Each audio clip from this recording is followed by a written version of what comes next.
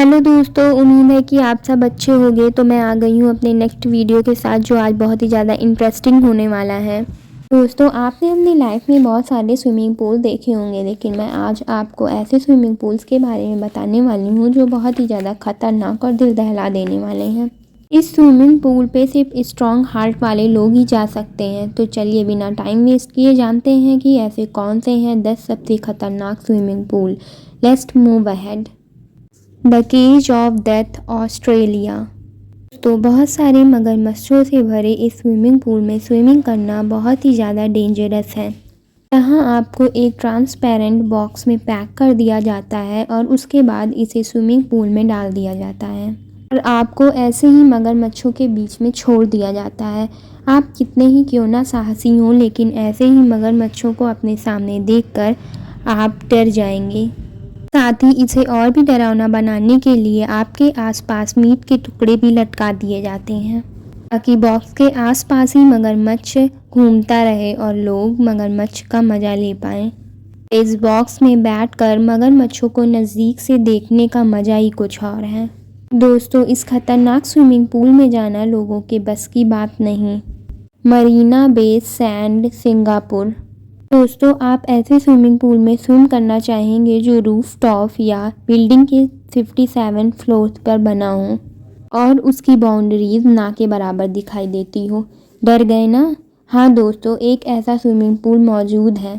जी हाँ दोस्तों, यहाँ पर स्विमिंग करने के लिए हज़ारों लोग आते हैं, लेकिन इस स्विमिंग पूल को देखने के बाद उनकी सोच बदल जाती है और लोग यहाँ किनारे पर बैठकर ही नज़ारे का मज़ा उठाते हैं और यहाँ की लहरों का लुत्फ़ उठाते हैं। लेकिन याद रखिए दोस्तों, ज़्यादा ड्रिंक करने के बाद या अंधेरे के टाइम आप वहाँ पर ना जाएं, नहीं तो आप पहले नीचे जाएंगे और उसके बाद सीधा ऊपर। The edge pool, Bali, Indonesia. समुद्र तल से 152 मीटर ऊपर बना ये स्विमिंग पूल आपको सुंदर तो लग सकता है, लेकिन वाकई काफ़ी डेंजरस भी है, जो कि अपने नाम के ही जैसे पहाड़ की एज यानी किनारे पर बना हुआ है। इसकी ऊंचाई ज़्यादा होने की वजह से इस पूल का बाहरी हिस्सा जो कांच का है उसे बाहर बनाया गया है, जिसके साथ ही आप ऊपर के नज़ारे का मज़ा लेते हुए नीचे के नज़ारे का भी मज़ा ले सकते हैं। जिन लोगों को ऊंचाई से डर लगता है वो लोग यहाँ पर ना जाएं, क्योंकि कांच से नीचे देखने पर इसकी ऊंचाई देखकर आप डर भी सकते हैं। इसके साथ ही यह पहाड़ के किनारे पर और कांच का बना होने के कारण आपको इसकी ऊंचाई का एहसास भी दिला सकता है और आपको काफ़ी डरा भी सकता है। यूलोंग सुयून वाटर पार्क, चाइना। आपने तो ज़मीन पर कई बार हज़ारों और लाखों लोगों को एक साथ देखा होगा, लेकिन स्विमिंग पूल में आपको यहाँ एक साथ हज़ारों और लाखों की भीड़ दिखाई देने को मिल सकती है। इस पूल के फेमस होने की वजह इस पूल में बनने वाली आर्टिफिशियल वेव्स हैं, जिसका मज़ा लेने के लिए हज़ारों और लाखों की संख्या में लोग यहाँ आते हैं। साल भर यहाँ लोगों की भीड़ लगी रहती है, लेकिन कभी कभी ये मज़ा सजा भी बन सकती है। 2019 में भी यहाँ आए लोगों के साथ कुछ ऐसा ही हुआ। टेक्निकल खराबी की वजह से बनने वाली आर्टिफिशियल वेव एक बहुत बड़ी वेव में कन्वर्ट हो जाती है, जिसकी वजह से यह वेव एक बड़ी फ्लड में कन्वर्ट हो गई थी, जिसकी वजह से कई लोग तो इस पूल से बाहर जाकर भी गिरे थे और लगभग 44 लोग गहरे इंजर्ड हो गए थे। इसके बावजूद भी आज यहाँ काफ़ी लोगों की भीड़ जमा रहती है। द पूल ऑफ डेथ, हवाई। ज्वालामुखियों के लिए जाना जाने वाला हवाई अपने स्विमिंग पूल के लिए भी जाना जाता है। ज्वालामुखी के कारण यहाँ कई सारे गड्ढे भी बने हुए हैं जो कि नेचुरल स्विमिंग पूल का काम करते हैं। यहाँ पर कुछ ऐसे स्विमिंग पूल भी हैं जो सबसे खतरनाक दुनिया के स्विमिंग पूल भी माने जाते हैं। ये पूल 3 तरफ से चट्टानों से घिरा हुआ है और एक तरफ लहरों का पानी आता जाता है। जब लहरों का बहाव कम होता है तो आप पूल के किनारे या बीच में जाके इस पूल का आनंद ले सकते हैं, लेकिन कभी कभी जब लहरों का बहाव बहुत तेज होता है तो ये काफ़ी डेंजरस हो जाता है। ऐसे बहुत से केस सामने आए हैं जब इस लहरों की वेव काफ़ी तेज होने की वजह से कई लोगों की जान भी जा चुकी है। कई बार तो ऐसा हुआ है कि इनकी बॉडी भी कई दिनों तक नहीं मिलती है। Devil's pool, Zambia. दुनिया के सबसे बड़े और खूबसूरत वाटरफॉल की गिनती में विक्टोरिया वाटरफॉल के ऊपर बना ये नेचुरल स्विमिंग पूल काफ़ी डेंजरस है। अगर आप यहाँ पर स्विमिंग करने के लिए जाएं तो अपना बीमा ज़रूर करवा कर जाएं। 355 फीट की ऊंचाई पर बनी इस स्विमिंग पूल की कोई भी बाउंड्री नहीं है। लहरों के तेज बहाव में अगर आप नीचे चले गए तो आपका बचना नामुमकिन ही हो जाता है। हालांकि यहाँ स्विमिंग करने के लिए आपको एक गाइड भी दिया जाता है, लेकिन आज तक लगभग 20 लोगों की मौत इस स्विमिंग पूल में हो चुकी है। इसकी इसी सब वजह के कारण लोग यहाँ किनारे पर बैठकर ही इस स्विमिंग पूल का मज़ा लेते हैं। इस स्विमिंग पूल की पोस्ट इंटरनेट पर काफ़ी वायरल भी है। नीमो 33 ब्रजल्स 2014 तक दुनिया के सबसे गहरे स्विमिंग पूल की लिस्ट में गिनीज बुक ऑफ रिकॉर्ड का नाम नीनो 33 ने ले रखा है। 113 फीट या 34.4 मीटर की गहराई पर बना यह स्विमिंग पूल अपने साफ पानी के लिए जाना जाता है और पानी को एक ऑप्टिमम टेम्परेचर पर रखा जाता है। इस गहरे स्विमिंग पूल में स्विम करते वक्त आप यहाँ के कैफ़े और दूसरी लोकेशन को भी देख सकते हैं। के अंदर आपको छोटी छोटी काफ़ी गुफाएं भी मिलेंगी जो आपको एडवेंचर के एक नेक्स्ट लेवल तक ले जाएंगी। 4 सीजन सफारी पूल तंजानिया। अगर स्विमिंग करते हुए आप सफारी या वाइल्ड लाइफ का भी मज़ा लेना चाहते हैं तो आप इस स्विमिंग पूल में ज़रूर जाइए। जंगल के बीचों बीच में बनाए गए इस स्विमिंग पूल में आपको काफ़ी जानवर जैसे हाथी, घोड़ा आदि झुंड में देखने को मिल जाएंगे। हालांकि स्विमिंग पूल में आकर ये जानवर पानी भी पीने लगते हैं, लेकिन आज तक इस जानवरों ने किसी को नुकसान नहीं पहुंचाया है। लेकिन फिर भी इन जानवरों से संभल कर रहना पड़ता है, क्योंकि जानवर तो जानवर ही होते हैं। कब उनका मूड बदल जाए और वो हमला कर दे कोई नहीं जान सकता। ARC class bottom pool Canada. ज़मीन से 200 फीट की ऊंचाई पर बना यह स्विमिंग पूल 2 बिल्डिंगों को आपस में जोड़ने का भी काम करता है। 2 बिल्डिंग को जोड़ने वाला यह स्विमिंग पूल ट्रांसपेरेंट ग्लास से बनाया हुआ है। इसमें तैरते वक्त आपको ऐसा लगेगा जैसे आप हवा में तैर रहे हैं। इस पूल के जैसे ही यहाँ पर भी ऊंचाई से डरने वाले लोगों को यहाँ नहीं जाना चाहिए। 200 फीट की ऊंचाई पर बने हुए इस स्विमिंग पूल से स्विम करते हुए नीचे देखना किसी आम बच्चे की बात नहीं है। Inter swimming pool. दोस्तों, यह स्विमिंग पूल दुनिया की किसी एक लोकेशन पर नहीं है, आपको यह दुनिया में अलग अलग जगह पर देखने को मिल जाएंगे। एक खास तौर पे ठंडे पानी में स्विमिंग करने वाले लोगों के लिए बनाया गया है। इस स्विमिंग पूल को बर्फ़ को काट कर बनाया जाता है। मैक्सिमम यहाँ स्विमिंग कंपटीशन के लिए ऐसा होता है। स्विमिंग पूल का पानी इतना ठंडा होता है कि आप ज़्यादा देर तक यहाँ नहीं रह सकते, क्योंकि 15 मिनट में ही आपको सांस लेने में प्रॉब्लम होने लगेगी। और अगर 1 घंटे के अंदर आपको डॉक्टर के पास नहीं ले जाया गया तो आपकी जान भी जा सकती है। इस स्विमिंग पूल में होने वाले कंपटीशन अधिकतर आपके पेशेंस को चेक करने के लिए होते हैं, लेकिन ये काफ़ी ज़्यादा भयानक भी हो सकते हैं। लेकिन ये काफ़ी डेंजरस भी होते हैं और आपकी जान भी जा सकती है। इस बात का आपको ध्यान रखना चाहिए। दोस्तों, अगर बात हो रही है डेंजरस स्विमिंग पूल के बारे में, तो मैं अभी आपको कुछ ऐसे रियल इंसिडेंट बताना चाहूँगी जो कि मेरी फ्रेंड ने खुद एक्सपीरियंस किए हैं। तो चलते हैं वीडियो के नेक्स्ट पार्ट की तरफ।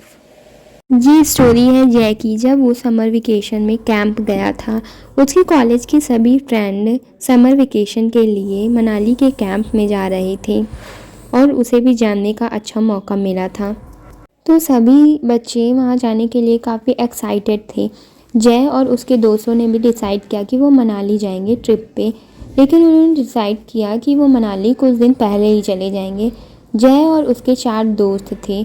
इन 5 ने डिसाइड किया कि ये मनाली कुछ दिन पहले जाएंगे और वहाँ पे इनका एक फार्म हाउस था। तो इन्होंने डिसाइड किया कि ये कुछ दिन पहले जाके फार्म हाउस पे रुकेंगे और फिर जब कॉलेज के बच्चे सारे वहाँ पे गैदर हो जाएंगे तो उनके साथ जाके ज्वाइन कर लेंगे उनको। इन 5 ने डिसाइड किया कि इन लोग अपना नाम दे देंगे ट्रिप के लिए, लेकिन फिर लास्ट दिन ये बहाना कर देंगे कि इन लोग की बस छूट गई है और इन लोग अपने सेल्फ व्हीकल से वहाँ पे पहुँचना चाहते थे। अब जैसा कि डिसाइड हुआ था, समर वेकेशन होते ही ये 5 रेडी हो गए और अपना सामान पैक कर लिए और मनाली के लिए निकल गए। इन लोग अपनी ही सेल्फ कार से वहाँ पर जाने वाले थे। जय अपनी कार ले आया और 5 लोग उसी में बैठ गए और मनाली के लिए निकल पड़े। चलते चलते काफ़ी लेट हो गई थी और लगभग रात हो गई थी जब ये अपने फार्म हाउस पहुँच गए। इन्होंने अपना सामान रखा और रेस्ट करने का डिसाइड किया। जैसा कि डिसाइडेड था, अगले ही दिन इन लोग की कॉलेज के सारे बच्चे वहाँ पहुँचने वाले थे। फिर रात बीत गई और नेक्स्ट डे आ गया, और जैसा कि डिसाइड हुआ था, इन लोग नेक्स्ट डे मनाली के अपने कैंप फायर के लिए निकल गए, जहाँ पे इनके कॉलेज के सभी और दोस्त आने वाले थे। चलते चलते लगभग शाम हो गई, क्योंकि इन लोग की जो जगह डिसाइड हुई थी वो मेन रोड से काफ़ी अंदर थी। अब इन लोग अपनी डिसाइडेड जगह पर पहुंच गए और इन्होंने कैंप ऑर्गेनाइज़र को देखा। कैंप ऑर्गेनाइज़र को देखने के बाद इन लोग कैंप ऑर्गेनाइज़र के साथ साथ अपने दोस्तों के पास जाने लगे। इन लोग जब वहाँ पर पहुँचे तो इन लोग को बहुत ही अजीब माहौल देखने में लगा। इन लोगों ने देखा कि कॉलेज के सभी बच्चे एक सर्कल बनाकर बैठे हुए हैं और उन लोगों को बड़े अजीबोगरीब ढंग से देख रहे हैं। तो पांचों ने एक दूसरे से बात की और इन लोगों ने सोचा कि हो सकता है कि हम लोग इनके साथ नहीं आए हैं, इसलिए इन लोग हम लोग को बहुत ही वियर्ड बिहेव कर रहे हैं। कैंप ऑर्गेनाइज़र भी इन पाँचों को वहाँ छोड़कर वहाँ से चला गया। फिर इन पाँचों ने भी कैंप को एक्सप्लोर करना स्टार्ट कर दिया। इन पाँचों ने देखा कि इन लोग का टेंट ऑलरेडी ही लगा हुआ है और उसमें इनका नाम लिखा है। इन लोगों ने अपना सारा सामान बैग में एक एक करके अपने अपने टेंट में रखा और फिर सारे बच्चों के साथ बैठने के लिए बाहर चले गए। क्योंकि अब रात होना स्टार्ट हो गई थी तो सबने कैंप फायर जला दी थी, और जब ये पांचों अपना सामान रखने के बाद अपने कॉलेज के स्टूडेंट के पास पहुँचे और ये भी सर्कल में घुसकर बैठ गए, तो इन्होंने देखा कि सारे लोग अभी भी काफ़ी वियर्ड बिहेव कर रहे हैं उसे देखकर। इन्होंने एक दो बच्चों से बात करने का भी ट्राई किया, लेकिन कोई भी इन्हें आंसर नहीं दे रहा था, बस इन्हें सब घूरे ही जा रहे थे। अचानक से उसमें से एक बच्चा उठा और जय की तरफ एक बड़ा पत्थर लेकर आने लगा। फिर उसे ही देखते देखते सारे बच्चे वहाँ पर खड़े हो गए और अजीब तरीके से जय की तरफ आने लगे। उसने अपने और बाकी दोस्तों को आवाज़ लगाई, लेकिन इस वक्त वो अपने कैंप में थे और शायद सो चुके थे क्योंकि काफ़ी थक गए थे। जय बहुत ही ज़्यादा डर गया और बार बार अपने दोस्तों को बुलाने लगा और कैंप ऑर्गेनाइज़र को भी आवाज़ देने लगा, लेकिन जब वहाँ उसे कोई नहीं आया बचाने के लिए, तो वो बहुत ही ज़्यादा डर गया और दौड़ते हुए अपने कैंप में चला गया और कैंप को अंदर से बंद कर दिया। कुछ देर बाद माहौल शांत हो गया और सुनने पर ऐसा लग रहा था कि वहाँ कोई हो ही ना। तो जय ने डिसाइड किया कि वो अपने दोस्तों के कैंप में जाएगा और उन्हें भी एक बार अवेयर कर देगा कि आखिर यहाँ सब चल क्या रहा है और उन्हें भी इन लोगों से बच कर रहना चाहिए। हो सकता है कि ये सब उन्हें मारने की कोशिश कर रहे हैं। जब जय अपने दोस्तों के पास पहुँचने के लिए बाहर निकला तो उसने देखा कुछ दूरी पर एक लड़की पागलों की तरह ज़मीन खोद रही है। तो जय उसके पास चला गया और उससे पूछा कि वो क्या कर रही है, तो उसने उसका कोई भी आंसर नहीं दिया। वो पागलों की तरह ज़मीन ही खोदती रही। जय ने एक लास्ट बार सोचा कि वो उससे पूछे कि आखिर वो कर क्या रही है, तो उसने गुस्से में जवाब दिया कि वो तुम्हारी कब्र खोद रही है। वो बहुत ही ज़्यादा डर गया और दौड़ते हुए अपने कैंप की तरफ जाने लगा। फिर उसने सोचा कि वो अपने दोस्त के कैंप में जाएगा ताकि उसे सारी चीज़ बता सके।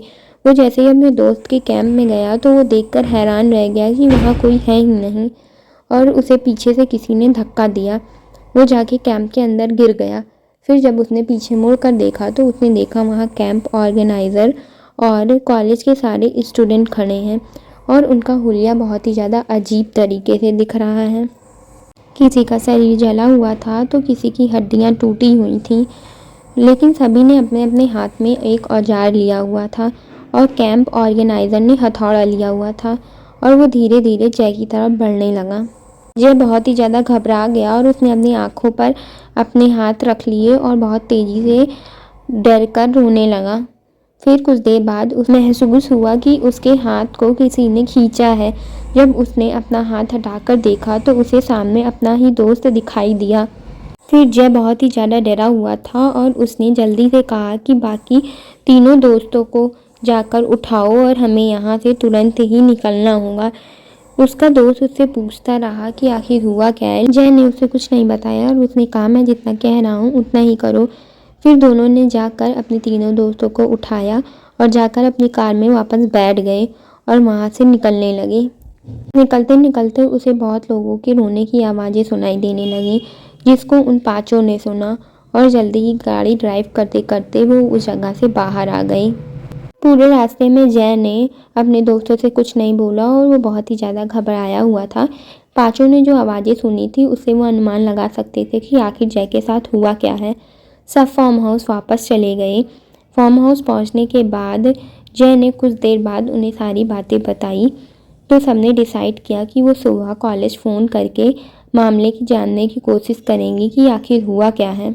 सुबह इन्होंने जब कॉलेज में कॉल लगाकर सारी मामले की पूछताछ की तो इन्हें पता चला कि रास्ते में आते वक्त उस बस का कैंप ऑर्गेनाइज़र और बच्चों सहित सभी का एक्सीडेंट हो गया, जिसमें कैंप ऑर्गेनाइज़र और सारे बच्चे की उसी स्पॉट पे मौत हो गई और कोई भी नहीं बच सका। ये सब कुछ सुनने के बाद जय काफ़ी घबरा गया और सभी लोग इस सच्चाई को जानने के बाद शॉक्ड रह गए। आज भी जय जब इस बारे में सोचता है तो बहुत ही ज़्यादा डर जाता है। आई होप गाइज़ आपको हमारा वीडियो पसंद आया हो। अगर हमारा वीडियो पसंद आया हो तो हमारे चैनल को सब्सक्राइब करें, लाइक करें, कमेंट करें और अपने फ्रेंड के साथ शेयर करना ना भूलें। बाय बाय गाइज़, मिलते हैं नेक्स्ट वीडियो के साथ।